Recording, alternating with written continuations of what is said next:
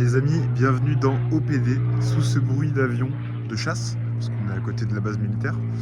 Je vais vous parler rapidement du doc de Squeezie. Voilà, c'est une vidéo en one shot qui n'est pas préparée.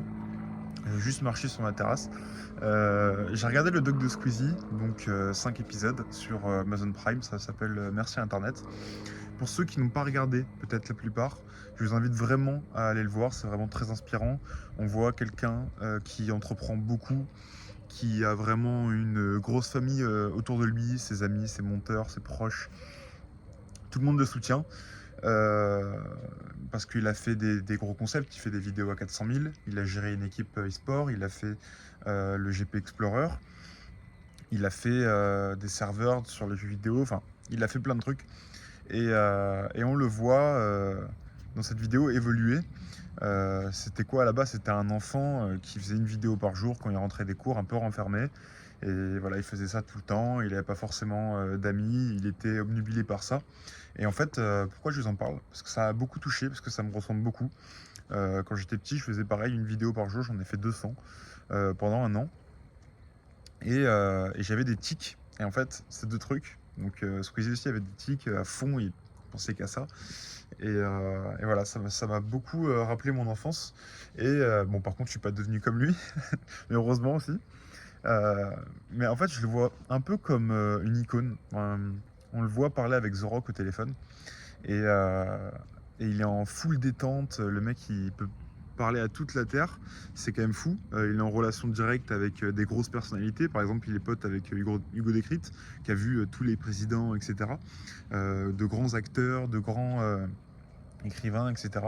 Donc c'est vraiment des gens qui sont en relation avec tout le monde. Mais bref, je vais parler niveau stress.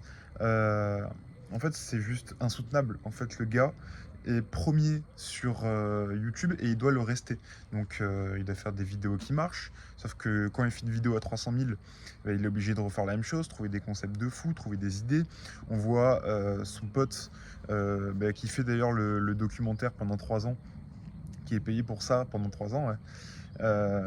Qui doit réfléchir à une idée quand Squeezie lui dit ah ouais, je voudrais faire un concept où derrière la porte il y a des trucs qui se passent. Et du coup donc le concept il y a qui derrière la porte, il y a quoi derrière la porte, je sais plus.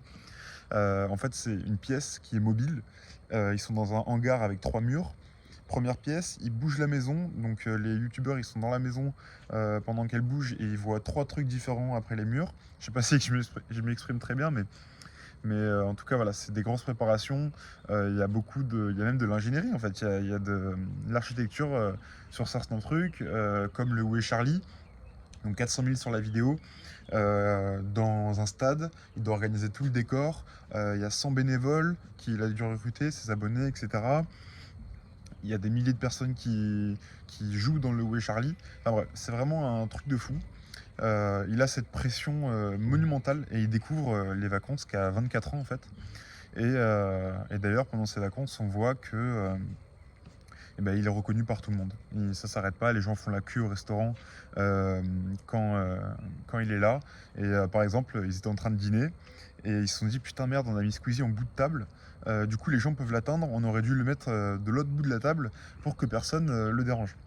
Voilà, c'est des trucs où tu dois penser à où tu te mets dans la ville pour pas qu'on vienne te faire chier. Donc voilà, c'est vraiment une vie particulière.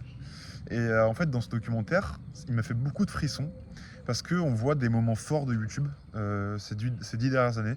Ce qui a bercé notre enfance pour ceux contre 15 et 25 ans. On voit les gros événements et on voit l'ampleur qu'ont pris ces gens sur les journaux télévisés par exemple où on disait bah ouais vous êtes bon qu'à bouffer des pizzas, des trucs comme ça. Et en fait ils en sont là maintenant à peser plus que qu'une chaîne, je sais pas, que M6, des trucs comme ça. Et c'est vrai, ils ont limite autant de budget, ils font limite plus de vues, voire ils font plus de vues. Je connais pas les stats, mais ça montre vraiment le monde actuel. Ce que pensent les gens, les préjugés. Il y a beaucoup de morale. En fait, dans le documentaire, il interviewe pas mal de gens qui parlent de Squeezie, qui parlent de leur parcours. Et en fait, tout ça se relie.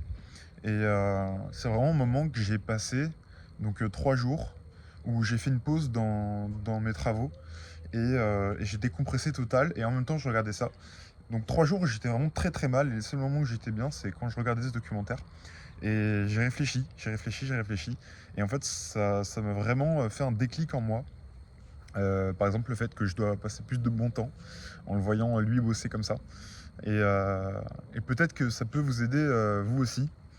Je vous invite à me dire en commentaire ce que vous en avez pensé si vous avez déjà vu, sinon d'aller le voir. Je crois qu'il est gratuit hein, sur Amazon, pas besoin de payer, faut voir, je sais pas. En tout cas, voilà, faut retenir des choses de ce documentaire. Et puis franchement, c'est quand même un bon moment à passer. Il y a des montages de fous. Ils ont fait un travail sur des années où ils ont fait que ça. Franchement, ils ont dû prendre enfin, des milliers d'heures de séquences et puis les relier entre elles.